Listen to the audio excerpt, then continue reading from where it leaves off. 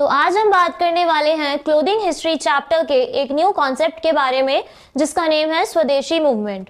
इस चैप्टर में हम पढ़ेंगे कि after the partition of Bengal कैसे जो है स्वदेशी मूवमेंट स्टार्ट हुई और इसके क्या इम्पैक्ट हुए इंडिया के ऊपर। ब्रिटिशर्स ने कैसे इंडिया की जो टेक्सटाइल इंडस्ट्रीज थी उन्हें एक्सप्लॉइट किया। तो सबसे पहले जानते हैं कि स्वदेशी मूवमेंट था क्या।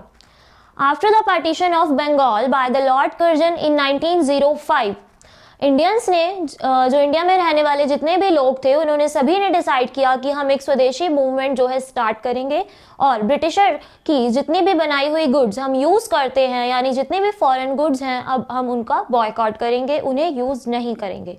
तो लोगों ने क्या किया, अपने घर में जितना भी सामान फॉरेन का वो यूज कर रहे थे उन्हें जलाना शुरू कर दिया, फेंकना शुरू कर दिया और अपने इंडिया में बनी हुई चीजें ही इस्तेमाल करने लगे। इससे जो इंडिया की इंडस्ट्रीज थी पहले तो सारी हैंडमेड जो गुड्स बनती थी बिकॉज की जो मैकेनाइजेशन नहीं हुआ था इंडिया के अंदर, तो इसकी वजह से जो इंडिया की टेक्सटाइल इंडस्ट्री थी वो भी थोड़ी बूस्ट हुई। तो इतना तो था स्वदेशी मूवमेंट के बारे में कि जहां पर इंडियन लोगों ने जो फॉरेन गुड्स थी उनका बॉयकॉट करना स्टार्ट कर दिया था। अब वो इंडिया में बनी हुई जो चीज़ें हैं, क्लोथ्स हैं, वही सब यूज़ करते थे। तो स्टार्ट करते हैं फर्स्ट पॉइंट से, देखते हैं Swadeshi movement in Bengal first decade of 20th century was centrally linked to the politics of clothing. 20th century का फर्स्ट डिकेड मतलब 10 ईयर्स का जो टाइम पीरियड होता है, टेन्योर होता है, उसके अंदर क्या था 1901 से 1910 तक। 1905 में क्या हुआ था, बंगाल का पार्टीशन हुआ था, लॉर्ड कर्जन ने किया था। तो उसके बाद लोगों ने इस चीज को अपोज करने के लिए, इसके अगेंस्ट प्रोटेस्ट करने के लिए स्वदेशी मूवमेंट स्टार्ट किया, जो कि किससे लिंक था कि क्लोथिंग की पॉलिटिक्स से रिलेटेड था, क्योंकि सारा कुछ इसी में मेन क्लोथिंग से ही रिलेटेड है स्वदेशी मूवमेंट में। बिकॉज हम यहाँ पर क्लोथिंग हिस्ट्री के बारे में पढ़ रहे हैं तो जो भी चीज लिंक्ड होगी वो एक क्लोथिंग हिस्ट्री से ही लिंक्ड होगी। तो ये जो स्वदेशी मूवमेंट चलाया गया था, यहाँ पर लोगों ने डिसाइड किया था मेनली कि जो ब्रिटिशर्स की या फॉरेन के जो क्लोथ्स हम पहन रहे हैं वो बहुत सस्ते होते थे, इसीलिए मोस्टली लोग उनको यूज करते थे। तो जो हम पहन रहे हैं उनके क्लोथ्स वो हम आज से नहीं पहनेंगे। तो ये मेजरली रिलेटेड था to the politics of clothing. Next आता है British first came to India to trade in Indian textiles that were famous in all over the world. अब जब ब्रिटिशर्स इंडिया के अंदर आए थे तो उनकी मेजर इंटेंशन यही थी कि हमने बस इंडिया की टेक्सटाइल इंडस्ट्री में जाकर ट्रेड करना है इंडियंस के साथ। लेकिन बाद में उनकी इंटेंशन चेंज हो गई। उन्होंने देखा कि यहाँ के जो किंग्स हैं वो तो आपस में ही उनकी यूनिटी बिल्कुल भी नहीं है। तो उन्होंने क्या किया, इस चीज का फायदा उठाकर यहाँ पर रूलिंग करनी स्टार्ट कर दी और धीरे ही धीरे जो इंडिया है वो बिल्कुल उनके अंडर आ गया और उन्होंने इंडिया को एक्सप्लॉइट करना स्टार्ट कर दिया। ये तो था एक पॉइंट। तो यहाँ पर जब फर्स्टली अगर हम बात करें कि ब्रिटिशर्स इंडिया के अंदर क्यों आए थे, तो उनकी मेन इंटेंशन यही थी कि उन्होंने इंडियन जो टेक्सटाइल इंडस्ट्री में ट्रेड करना है। बिकॉज जो इंडियन टेक्सटाइल इंडस्ट्री थी, यहाँ के जो क्लोथ्स थे वो पूरे वर्ल्ड में बहुत ही ज़्यादा फेमस थे, स्पेशली जो कॉटन क्लोथ होते थे, क्योंकि वो बहुत कंफर्टेबल होते थे, लाइट वेट होते थे और अट्रैक्टिव भी लगते थे। नेक्स्ट पॉइंट है इंडस्ट्रियल रेवोल्यूशन इन ब्रिटेन। क्या हुआ, जब थोड़े टाइम बाद ब्रिटेन के अंदर इंडस्ट्रियल रेवोल्यूशन आया तो उन्होंने उस चीज़ ने, इस रेवोल्यूशन ने इंडिया की जो स्पिनिंग एंड वीविंग वर्किंग थी उसको बहुत ही बैडली इफेक्ट किया। अब वो कैसे किया, रेवोल्यूशन आने के बाद ब्रिटेन में सारा काम स्पिनिंग एंड वीविंग का मशीनरीज की हेल्प से होने लगा। तो जो क्लोथ्स बनने लगे वो चीप बनने लगे, मतलब बहुत सस्ते रेट्स पर लोगों को अवेलेबल होने लगे और कंफर्टेबल क्लोथ्स भी होते थे। मतलब सारा स्पिनिंग एंड वीविंग का वर्क जो पहले बाय हैंड होता था, मैनुअली इंडियन पीपल करते थे, वो मशीनरीज ने ले लिया। इंडस्ट्रियल रेवोल्यूशन इन ब्रिटेन में क्या है, spinning and weaving by machines, और इसका क्या रिजल्ट आया, चीप क्लोथ्स पूरे वर्ल्ड को मिलने लगे। तो इसकी वजह से इंडिया की जो स्पिनिंग एंड वीविंग वर्कर्स थे, जो मेनली हैंडवर्क सारा होता था स्पिनिंग एंड वीविंग का, वो सारा बहुत ही बैडली इम्पैक्ट हुआ। उसके बाद आता है increase the demand of Indian raw material cotton and Indigo. तो अब क्या था, यहाँ के लोगों के लिए स्पिनिंग एंड वीविंग का काम तो बिल्कुल खत्म हो गया। तो जब ब्रिटेन में इंडस्ट्रियलाइजेशन हुआ तो वहाँ पे बहुत ज़्यादा ज़रूरत पड़ने लगी इंडियन रॉ मटेरियल, जैसे कि कॉटन हो गई एंड इंडिगो हो गया। तो क्या है, ब्रिटिशर्स ने इंडिया से कॉटन एंड इंडिगो मंगवाना शुरू कर दिया। यहाँ पर वो फार्मिंग करवाते थे और जो फार्मिंग से हमें प्रोडक्ट मिलता था या प्रोडक्शन मिलती थी कॉटन की, इंडिगो की, वो ब्रिटेन ले जाकर उसे यूज करते थे। उसके बाद आता है पॉलिटिकल कंट्रोल। थोड़े टाइम बाद क्या हुआ था, ब्रिटिशर्स ने इंडिया के ऊपर रूल करना स्टार्ट कर दिया था। उनका पॉलिटिकल कंट्रोल बिल्कुल था इंडिया के ऊपर। तो इस पॉलिटिकल कंट्रोल का उन्हें दो तरीके से फायदा हुआ। वो कैसे हुआ? In the form of Indigo. तो सबसे पहले तो क्या है, इंडिगो मतलब जिसे आप नील बोलते हैं, जो किसी फैब्रिक को कलरिंग करने के काम आता है, ब्लू कलर का होता है ये। तो वो क्या करते थे, बहुत फोर्सफुली जो इंडियन पीसेंट्स होते थे उनसे इंडिगो की फार्मिंग करवाते थे बहुत फोर्सफुली। और इंडिगो की फार्मिंग क्या करती है, लैंड को बिल्कुल डीफर्टिलाइज कर देती थी, क्योंकि एक बार क्रॉपिंग हो जाने के बाद में जो लैंड थी वो सूख जाती थी और उसे किसी और क्रॉपिंग के लिए हम यूज नहीं कर सकते थे। तो इस तरीके से इन्होंने इंडियन पीसेंट्स का एक्सप्लॉयटेशन करना स्टार्ट कर दिया। तो फर्स्ट पॉइंट जो हमने पढ़ा वो तो ये था कि इंडिगो की फार्मिंग करवाते थे, क्रॉपिंग करवाते थे बहुत फोर्सफुली इंडियन पीसेंट्स से। दूसरी चीज ये थी कि अब क्या हुआ, मैकेनिकली जो क्लोथ्स बनने लगे, स्पिनिंग एंड वीविंग होने लगी ब्रिटेन में, उसने क्या किया, इंडिया के अंदर जितनी भी स्पिनिंग एंड वर्किंग इंडस्ट्रीज लगी थी स्मॉल स्केल पर, जो लोग मेनली बाय हैंड जो सारी वर्किंग होती थी मैनुअली, वो सारी बिल्कुल खत्म हो गई। क्योंकि बाय हैंड किसी भी काम को अगर हम करते हैं तो उससे बहुत ज़्यादा टाइम जो है कंज्यूम होता था, स्पिनिंग एंड वीविंग में बहुत टाइम लगता था। लेकिन मशीनरीज का यूज़ करने से अब वो काम बहुत जल्दी होने लगा। तो इसकी वजह से क्या हुआ, जो इंडिया की स्पिनिंग एंड वीविंग प्रोसेस थी वो बिल्कुल ख़त्म हो गई और उसकी जगह प्लेस किसने ले लिया, ब्रिटेन की जो mechanical spinning and weaving process थी। तो एज अ रिजल्ट क्या हुआ, जो इंडिया के फैब्रिक्स थे या टेक्सटाइल इंडस्ट्रीज थी वो बिल्कुल ख़त्म हो गई और उनकी डिमांड भी पूरे वर्ल्ड में बहुत ही कम हो गई और कम होते होते वो एक दिन ख़त्म ही हो गई। क्यों हुई? क्योंकि ब्रिटिशर्स ने अब with the help of machineries ये सब करना स्टार्ट कर दिया था। पूरे वर्ल्ड में वो इसको सेल कर रहे थे, लोगों को भी अच्छा लग रहा था क्योंकि उन्हें चीप रेट्स पर वही सेम चीज़ मिल रही थी। तो इसकी वजह से इंडियन टेक्सटाइल जो इंडस्ट्री है उसकी डिमांड बिल्कुल रिड्यूस हो गई या एंड हो गई और रिप्लेस्ड बाय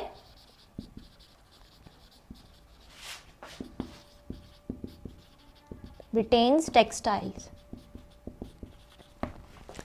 नेक्स्ट पॉइंट आता है, Indian weavers and spinners were left without work.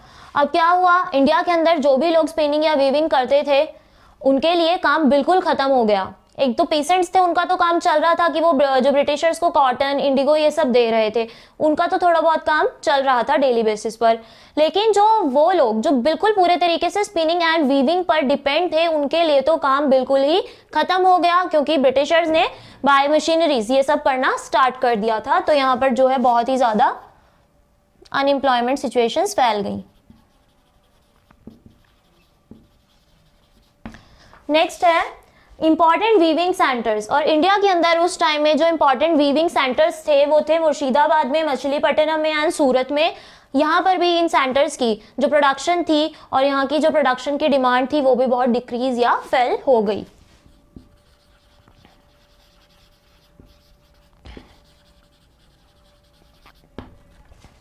तो अभी हमने डिस्कस किया कि स्वदेशी मूवमेंट जब चल रहा था या उससे पहले ब्रिटिशर्स ने कैसे इंडियन फार्मर्स को एक्सप्लॉइट करना स्टार्ट किया, यहाँ की स्पिनिंग एंड वीविंग इंडस्ट्री को पूरी तरह से अबॉलिश करवा दिया। वहाँ पर रेवोल्यूशन होने के बाद कैसे वहाँ का जो मतलब व्यापार था या ट्रेडिंग थी वो कैसे बढ़ गई एज कम्पेयर टू इंडिया। तो इसकी वजह से इंडिया के ऊपर एक बहुत ही बुरा इम्पैक्ट पड़ने लगा था। So let's move forward towards the concept and अभी हम डिस्कस करेंगे कि जो पार्टीशन ऑफ बंगाल था उसके क्या इफेक्ट्स पड़े स्वदेशी मूवमेंट के ऊपर।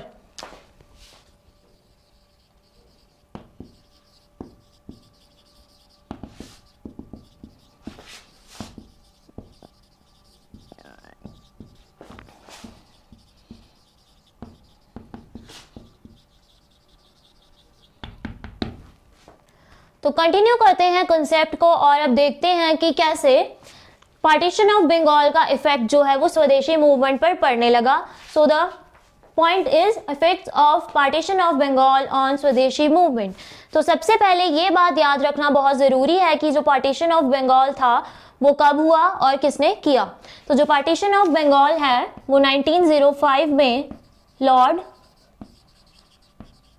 कर्जन ने करवाया।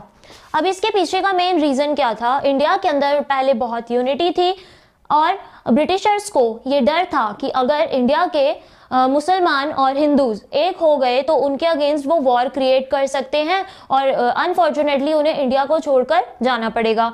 तो उन्होंने क्या किया, हिंदूज एंड मुस्लिम्स के यूनिटी को ब्रेक करने के लिए पार्टीशन करवा दिया बंगाल का।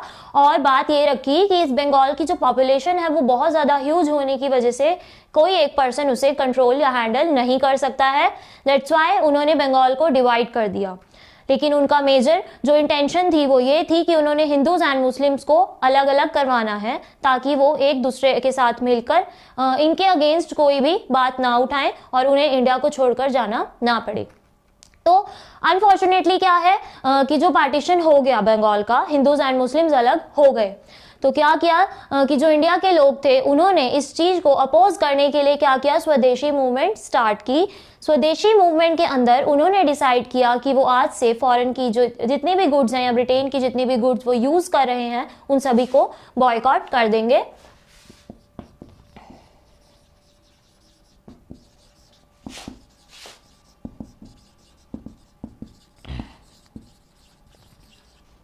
इसके अंदर ये बात रखी गई, सभी लोगों को बोला गया कि आपने इंडियन गुड्स को ही यूज़ करना है, ब्रिटेन की कोई भी गुड्स कोई भी पर्सन यूज़ नहीं करेगा।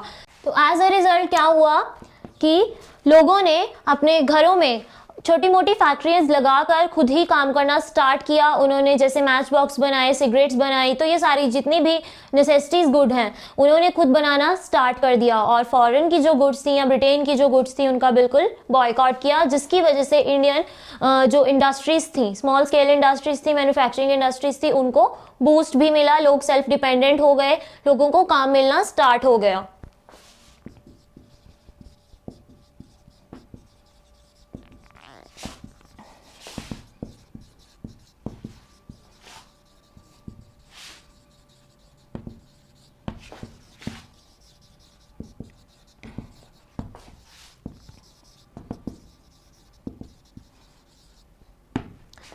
तो उन्होंने खुद की मैन्युफैक्चरिंग इंडस्ट्रीज लगा ली अपने अपने घरों में, जिसकी वजह से सेल्फ रिलायंस मिली, सेल्फ डिपेंडेंट हो गए वो।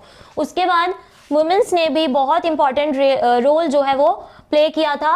उन्होंने क्या किया कि जो भी उनके पास सिल्क या वेलवेट साड़ीज़ होती थी उनको उन्होंने फेंकना शुरू कर दिया, जलाना शुरू कर दिया और वे सिंपल कॉटन की साड़ीज़ जो है पहनने लगी। और पहले जो वो ग्लास बैंगल्स पहनती थी उन्होंने उसे शेल बैंगल्स अब उन्होंने पहनना स्टार्ट कर दी।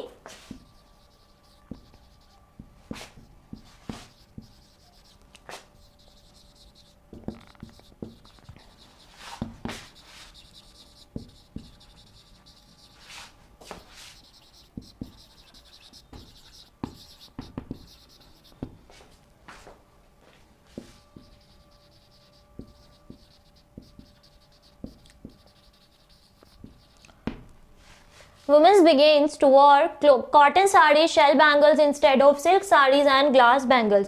यानी वुमेन्स ने सिल्क साड़ीज़ को और वेलवेट साड़ीज़ को बिल्कुल इग्नोर किया, बॉयकॉट किया। उन्होंने इंडियन वेयर कॉटन क्लोथ्स पहनने स्टार्ट किए और शेल बैंगल्स को भी पहनना प्रेफर किया। अब उसके बाद क्या है, ऐसा काफ़ी समय तक होता रहा। तो गांधी जी ने क्या किया, सभी मतलब इंडिया के अंदर उस टाइम खादी क्लोथ्स को पहनना प्रेफर किया गया। बट इसकी एक मेजर प्रॉब्लम ये थी कि जो खादी के क्लोथ्स होते थे वो बहुत ही कॉस्टली होते थे। तो जो अपर क्लास पीपल हैं उनके लिए तो इन्हें अफोर्ड कर पाना बहुत इजी था और वो इसे पहन भी रहे थे। लेकिन पुअर क्लास पीपल जो थे, जिनके पास काम नहीं था, अर्निंग्स नहीं थी, उनके लिए इन खादी क्लोथ्स को वेयर करना बहुत ही मुश्किल था। तो इन सभी मेजर प्रॉब्लम्स के कारण अप्रॉक्स आफ्टर 15 ईयर्स जो ब्रिटिशर्स के चीप क्लोथ्स थे वो इंडिया के अंदर वापस पहने जाने लगे। लोगों ने दोबारा से उसे अपना लिया। ऐसा करना इसलिए ज़रूरी हो गया क्योंकि हर किसी के लिए खादी के क्लोथ्स को पहनना जो है अफोर्डेबल नहीं था, due to their short earnings and low capacity of their incomes.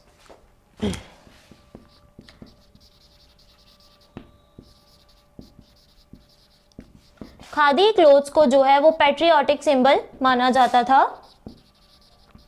But जो ये क्लोथ्स थे वो बहुत ही कॉस्टली थे,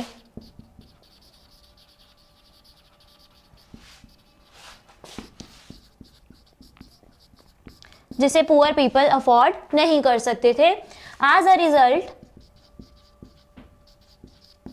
अप्रॉक्स आफ्टर 15 ईयर्स जो ब्रिटेन के क्लोथ्स थे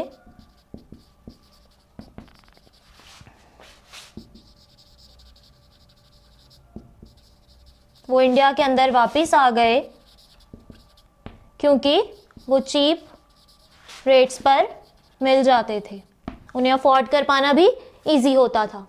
तो इन सभी एक्सपेरिमेंट से गांधी जी को एक आइडिया आया कि वो क्लॉथ को भी एक एज अ वेपन यूज कर सकते हैं ब्रिटिशर्स के अगेंस्ट।